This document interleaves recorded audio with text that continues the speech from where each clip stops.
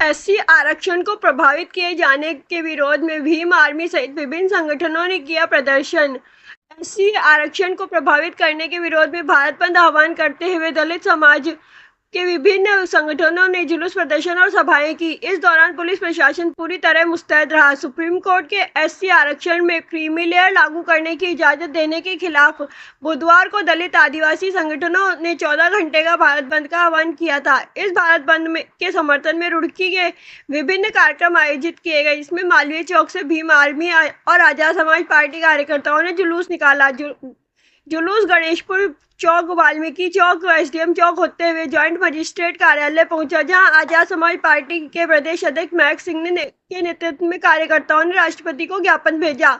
उन्होंने कहा कि आरक्षण में क्रीमी लेयर करके समाज को बांटने का काम किया जा रहा है, जो नहीं होने दिया जाएगा। इसके साथ ही जातिगत जनगणना की मांग भी उन्होंने की। दूसरी ओर दलित समाज के कई संगठनों ने नगर निगम स्थित अम्बेडकर प्रतिमा के बाहर सभा की और जुलूस निकालकर जॉइंट मजिस्ट्रेट को ज्ञापन सौंपा। एसोसिएशन के शिक्षकों ने और बहुजन समाज पार्टी के कार्यकर्ताओं ने हमें ज्ञापन दिए और इन ज्ञापन में ये मांग की गई है, ये ज्ञापन महामहिम राष्ट्रपति और माननीय प्रधानमंत्री जी भारत सरकार के नाम। इसमें अभी हॉनरेबल सुप्रीम कोर्ट का जो ऑर्डर है, जिसमें अनुसूचित जाति और जनजाति के रिजर्वेशन में क्रीमी लेयर निर्धारण की बात कही गई है, उसके विरोध में एक ज्ञापन था। और इन लोगों के द्वारा जितने भी संगठन थे, इन संगठनों के द्वारा ये मांग की गई है कि जो आरक्षण की व्यवस्था है वो सामाजिक समानता के आधार पर है, इसलिए उसमें क्रीमी लेयर नहीं होना चाहिए। और इनके द्वारा मांग की गई है कि सरकार इसमें विशेष एक अध्यादेश पारित करे और विशेष कानून लाए, और जो आरक्षण की जो व्यवस्था पहले से चल रही है एससी एसटी संवर्ग में जो नॉन क्रीमी लेयर की व्यवस्था है, उसी को बरकरार है। सर, ये भारतीय संविधान के आर्टिकल 341 में भी है कि एससी एसटी का आरक्षण जातिगत आधार पर है। माननीय सुप्रीम कोर्ट ने इसे क्रिमिनल। देखिए, ये हॉनरेबल सुप्रीम कोर्ट का ऑर्डर है, इसमें मैं कोई कमेंट नहीं कर सकता, लेकिन इन लोगों की जो मांग यही है कि यदि जो आरक्षण की व्यवस्था हुई है वो जातिगत इमेज कंट्रोल के लिए थी, तो इसमें जो है क्रीमी लेयर की व्यवस्था नहीं होना चाहिए। ये आर्थिक आधार पर नहीं है, तो इसमें क्रीमी लेयर की व्यवस्था नहीं होना चाहिए। और मांग की गई है कि सरकार तो उसमें विशेष कानून ला करके इस आदेश को जो है रद्द किया जाए।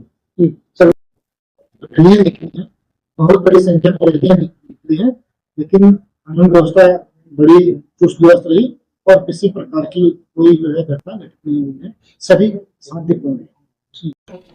देखिए, आज जो एसडीएम ऑफिस के सामने एससी एसटी वर्ग में वर्गीकरण कर दिया जाए, जो उन्होंने राज्य सरकार को सौंपा है। हमें वर्गीकरण से कोई दिक्कत नहीं, लेकिन हम तो ये कह रहे हैं जो वर्गीकरण करना है वो 100 के 100% में करे ना। जितना ओबीसी का बैठता है 60-62% उन्हें दे दे, जिनका जितना एससी एसटी का बैठता है वो कितना परसेंट बैठता है उन्हें दे दे। जनसंख्या के आधार पर 100 के 100% में करे वर्गीकरण। हम कब मना कर रहे हैं, वर्गीकरण करे, लेकिन क्यों एससी एसटी वर्ग के लिए ही क्यों वर्गीकरण कर रहे हैं सुप्रीम कोर्ट या फिर भारत सरकार? भाई वर्गीकरण अगर उनको करना है, ओबीसी का 62% या 60% जितना बैठता है उसे दे दे, ठीक है। जितना अपर कास्ट का बैठता है उसे दे दे, जितना एससी एसटी का बैठता है वर्गीकरण करके उसे दे दे। और वर्गीकरण इसमें तो करना चाह रहे हो, लेकिन जो सुप्रीम कोर्ट में और हाई कोर्ट में जज बैठे हैं, जिनके बाबा, जिनके पोते, जिनके बेटे जब से देश आजाद हुआ अब तक वही जज बनते आ रहे हैं, वहां वर्गीकरण क्रीमी लेयर क्यों नहीं है? क्या कभी मीडिया ने, क्या सरकार ने उसके बारे में सोचा है? नहीं सोचा है। सिर्फ एससी एसटी उन्हें दिखता है, क्योंकि ये दबा कुचला समाज है। इसे बाबा साहब ने संविधान के माध्यम से थोड़ा ऊपर उठाने की कोशिश की थी, लेकिन सरकारों की नीयत ठीक नहीं है और सरकारें चाहती है वहीं के वहीं रहे। वो शांतिपूर्वक तरीके से किया है। मैं आपके मीडिया के माध्यम से यहाँ के प्रशासन का भी धन्यवाद करता हूँ।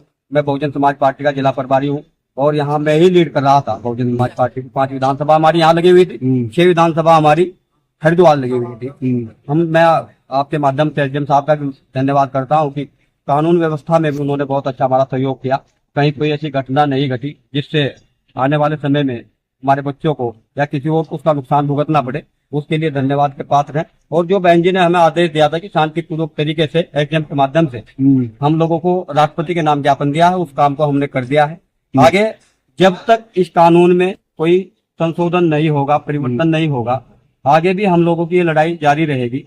आज ये पूरे देश के अंदर धरना प्रदर्शन था, लेकिन इसके बाद में हमारी लड़ाई जारी रहेगी और आगे बहन जी जो दिशा निर्देश होगा उसका हम सभी कार्यकर्ता पालन करें। 2 अप्रैल के आंदोलन के बाद वो कुछ अलग था, उसमें हमारे समाज के कुछ लड़के भी चले गए और कुछ नुकसान भी, सरकारी संपत्ति को भी नुकसान पहुंचाया।